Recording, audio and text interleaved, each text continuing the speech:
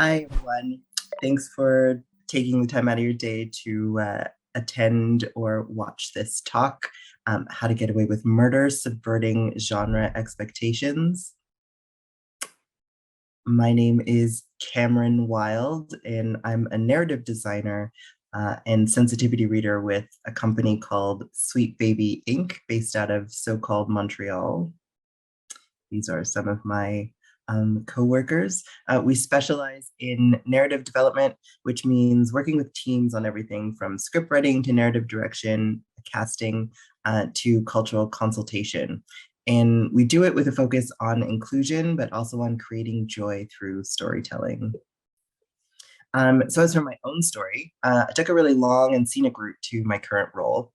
I studied acting, I worked at the National Film Board of Canada, I toiled in data mines at a giant software company, and I even did 2 tours at film school, which is 2 more times than I would recommend anyone attend. But sometimes you only know you've made a mistake until after it's happened, and sometimes you only know once you've made it twice. But all of that taught me a lot about how to structure story, what makes a story engaging, and maybe more importantly, how not to structure stories, which isn't to say that you ever really learn anything, but it's been helpful as I've started to really navigate through the games industry. Because the stories we tell each other are way more than entertainment. They're how we create, debate, and preserve our collective values and beliefs. And we can and should make better, more expansive, more representational content. So cool, but why am I here? Well, I'm here because we're all game devs of color even, and I think a lot of us, given our shared experiences, have seen how limited in scope and imagination entertainment can be. Obviously, a big part of that is just the reality of working in a creative system that prioritizes capital over telling stories that truly entertain, enrich, and benefit people. But beyond that, there's also a large extent to which many of the people seeking to tell stories in games simply don't know how, which is fine. That's why we at Sweet Baby do what we do. But we hit a wall sometimes when it's not just that creatives don't know how to tell a story well, it's that they want to tell a certain story, and a certain story that often they're unequipped to tell. And when I say unequipped to tell, I don't mean in terms of resourcing.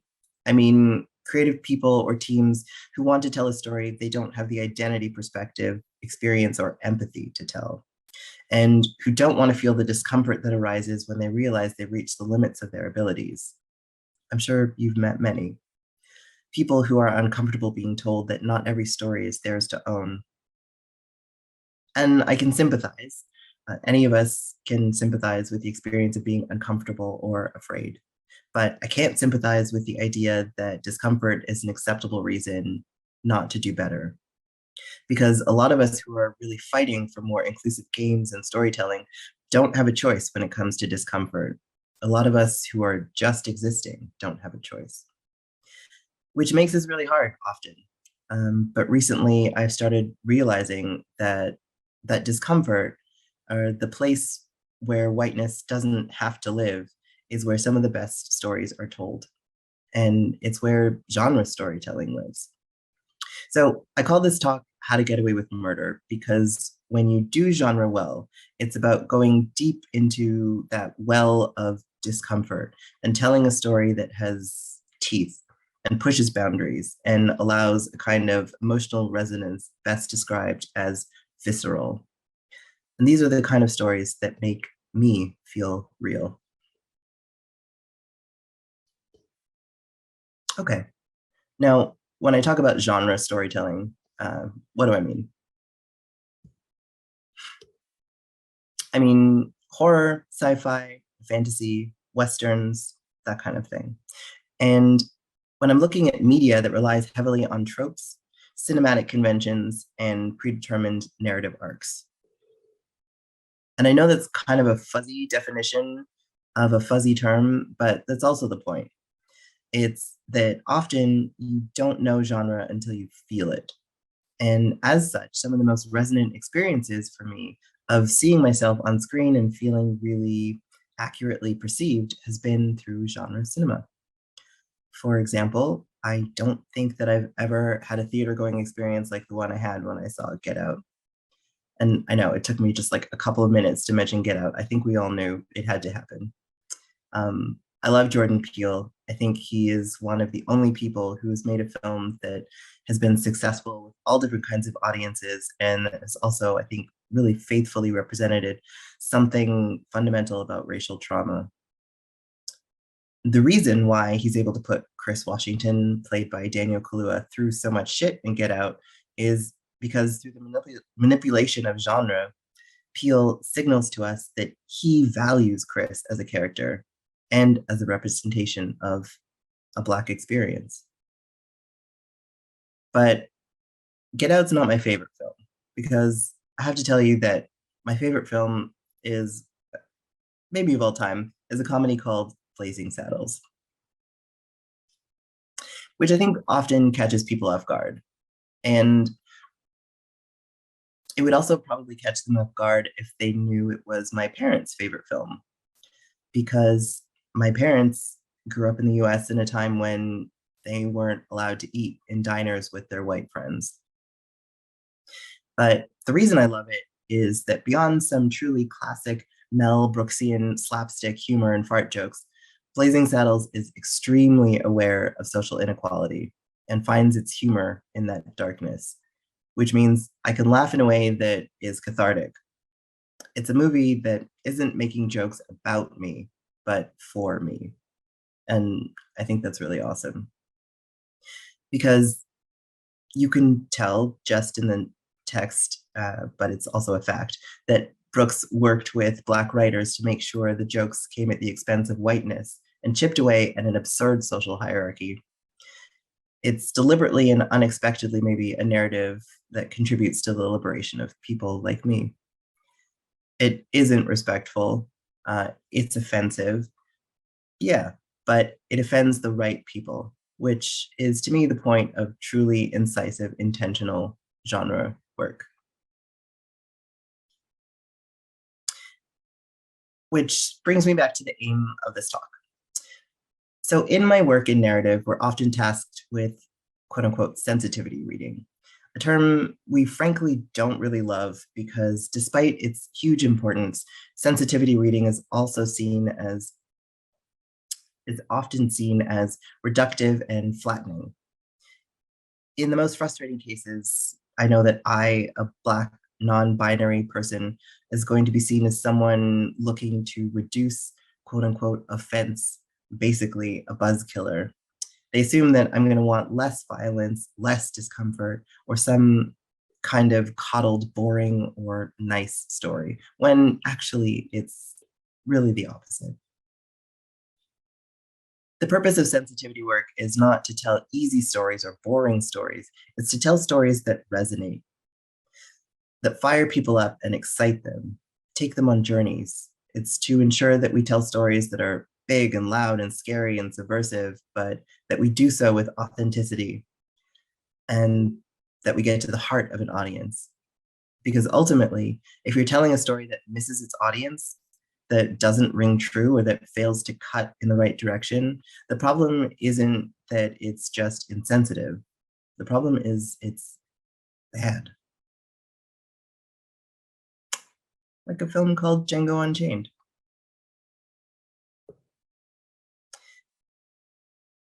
So I'm going to take a moment to pause and offer an apology. This isn't the talk that I pitched, which isn't to say anyone should panic, but it's that when I wrote up my outline, I had a whole plan that I was going to take note and get out and approach this by talking about horror and the ways Jordan Peele and others have really nailed it, alongside a few examples of how movies like Django Unchained have fallen short. If you haven't seen Django Unchained, I guess like congratulations to you. But it's about an enslaved Black man played by Jamie Foxx, rescued from slavery by a white bounty hunter played by Christoph Waltz. And through the course of the film, he learns, I don't know, some stuff, I guess. And then he ostensibly gets his revenge on white supremacy or whatever, which on paper sounds like a premise that could make for maybe some brilliant genre storytelling. And I'm sure many people, Quentin Tarantino in particular, uh, feel like it's a liberatory masterwork.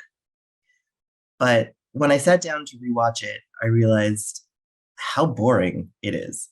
And not only boring, but it's a perfect example of what not to do with genre. So I'm sorry, because I will talk about how to do it right. But before that, I'm going to have to talk about how Django Unchained and Quentin Tarantino in particular get it so wrong. Because in my work, I meet a lot of Tarantinos.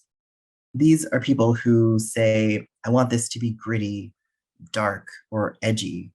And they have this obsession with edginess, sort of a context free version of art is supposed to make people uncomfortable. As an auteur, Quentin Tarantino feels like someone who grasps after edginess when they don't really have any human tragedy to explore the depths of. They don't understand that growth comes from trauma, sure, but it also comes from joy. He holds a no pain, no gain kind of mentality that I think is unshakably rooted in white supremacist patriarchal values. And in that, we come to the first lesson Django teaches us about genre. If you want to be edgy, realize that it's meaningless unless you yourself are taking risks. If you are a person with power and privilege, you're only taking a risk if you're challenging the structures that gave you that power and privilege in the first place.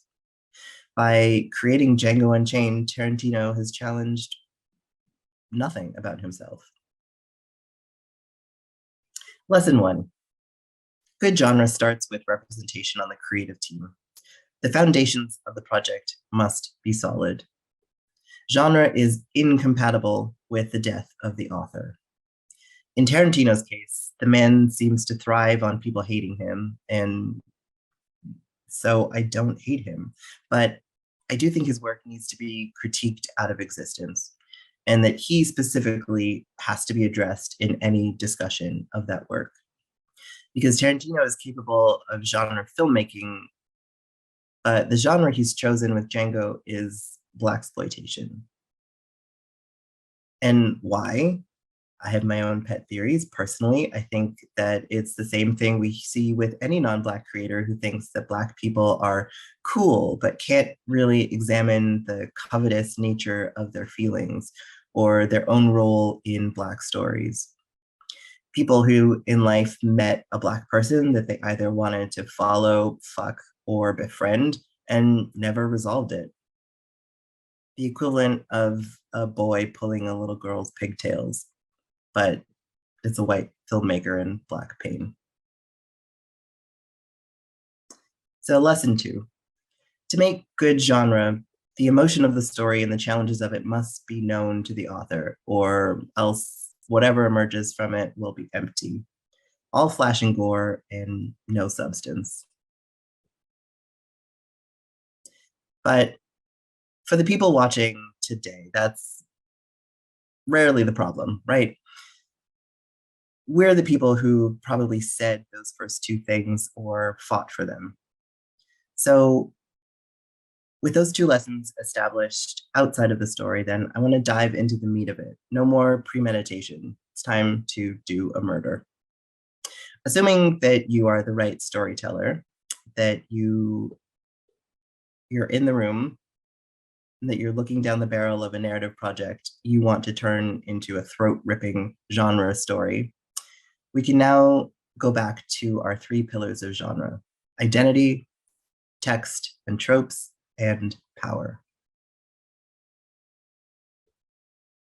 So coming in from the outside, identity matters in the story as much as it does out. In Django Unchained, it's clear in many ways that we're not meant to identify with Django, but to watch him. The point of view character feels as though it's Schultz. We see this in Schultz getting the best lines, the most direct and meaningful confrontations with the main villain, the best, coolest, and most meaningful death, and also the moral high ground. Because whereas Django comes to his rebellion due to his own personal suffering, Schultz gets to pontificate about right and wrong as a means to prove that he's an evolved man. And it results in a movie called Django Unchained, where the titular character never actually feels unleashed.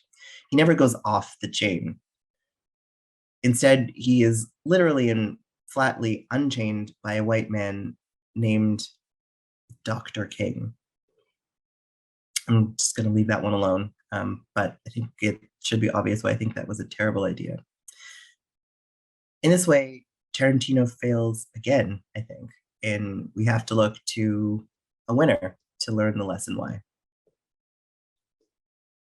Yeah, it's Blazing Saddles. So, which I want to use to illustrate the next lesson. In good genre, the identity of your characters, specifically your heroes, has to define their challenges in the narrative, but it also has to define their triumphs. Blazing Saddles does this by allowing Sheriff Bart's unique perspective, hard won by being exactly who he is, to save the day. And much like Django, it presents some unpleasant realities, but it subverts them and allows its Black characters to come out on top in the narrative, even if they don't necessarily always come out on top in the story. It's why Mel Brooks can play with a laundry list of otherwise offensive material, characters who say the N-word, and a Klan rally in which both of the heroes participate, to name just a few.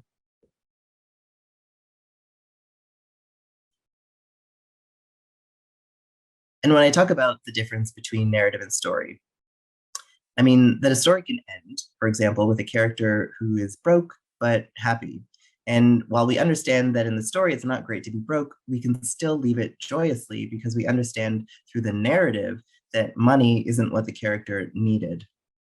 Which brings me to texts and tropes. Because to really do genre right, you need to be able to convey both narrative and story through the tropes you're employing, the aesthetic form and the conventions of the genre you're working in. Every genre has a history and a canon, a collection of references and narrative structures that make it what it is. That's why a space opera feels like a space opera, because there are bits and pieces that resonate with our understanding of genre convention. Django claims to be a Western and a blaxploitation film, but doesn't really succeed at either. Django fails to fulfill the role of a hero, or even a tortured hero, like the ones well established, like Clint Eastwood. And Django is never fully allowed to revel in his own capacity for violence the way that you would expect of a blaxploitation film. Yeah, he blows some people away, but only after he's given permission by Schultz's heroic act. At the end of the film, we don't get either a commentary on the simplistic morality of Westerns and blaxploitation, or a satisfying rendering of justice. Yes, Django finds his wife, and she rides silently, I might add, by his side off into the night, but what he needed was to find his people. And at every turn, instead, he left them in despair to fend for themselves, or shot them, or had them killed while he watched. To recognize that Tarantino isn't really delivering on the genre he claims, we can look at Blazing Saddles again. Blazing Saddles is also doing double genre duty as a Western and a comedy. And obviously, it's Mel Brooks, so the comedy is on point. But what often gets ignored is that it's also a really solid Western. It features a classic love story between a lonesome cowboy and his sidekick, but where historically the casting would have been reversed. In Blazing Saddles, Gene Wilder's character is playing support class perfectly, using his whiteness as a shield and a decoy when necessary, but never for personal gain over Bart. It also uses the trope of the ignorant townsfolk to lampoon racists, not, and this is important, racism itself, but the people and mentality behind it. And although the words aren't made overt, it tells us that there's quote unquote a new sheriff in town. And I believe that meta commentary is intentional. The new Sheriff Bart is Black, And so I believe Mel Brooks was saying is part of our future, not exclusively, but meaningfully enough to make this film still feel relevant and subversive today. And so, in that way, I think it honors its genres more than a film that otherwise feels like it's doing genre cosplay. So, good genre understands that it earns its freedom from knowing its boundaries, and it uses its aesthetic language to honor, reference, and subvert context. Good genre understands that it earns its freedom from knowing its boundaries, and it uses its aesthetic language to honor, reference, and subvert convention. Texts and tropes are key. Now, the final piece, maybe the biggest failing of Django Unchained as a genre film, is power. And I'll get to the lesson early because good genre must consider its relationship to power. That is true of horror, science fiction, of superhero movies, and it's incredibly true of blaxploitation films, and more granularly of a subgenre, a cursed subgenre within blaxploitation called slavesploitation, which honestly sucks to even have to say, but it is what Django Unchained both aims and claims to be. And so it nails the exploitation, providing graphic imagery, brutal violence, and gore, but it fails to be about blackness or about slavery because it wants to point at the wrong thing. In a scene where the KKK are shown to be a crew of bumbling idiots, we get a feeling that Tarantino is almost there and capable of some genuinely good comedy. But even in reducing such an iconic avatar of racism to a bunch of fools, we're made to feel that racism itself feels silly to Tarantino. But he hasn't earned the right to laugh. Django Unchained treats racism and slavery as that silly little thing we did in the 19th century. Even its plantation owning villain, Calvin Candy, played by Leonardo DiCaprio, feels custom built to resonate rather than disgust. And I don't mean charm. A charming, deeply racist villain is a great character because often the face of racism is charming. We should feel taken in because that is what power does. But the structural disempowerment of slavery should have been sufficient to carry the notion of upending power in the story. Everything Django does should be about allowing him to earn what Candy has so he can take him out. But he's never given that power. He's never raised to that level of ability or importance. Instead, he waits for a white man to get there first, time and time again, which is to say nothing of the hatred he shows for his own people the moment that he gains power over them. A hatred that is obviously rooted in white supremacy. So the perspective of who is the hero, where power sits in the world, and how our choices affect our power is totally blurred.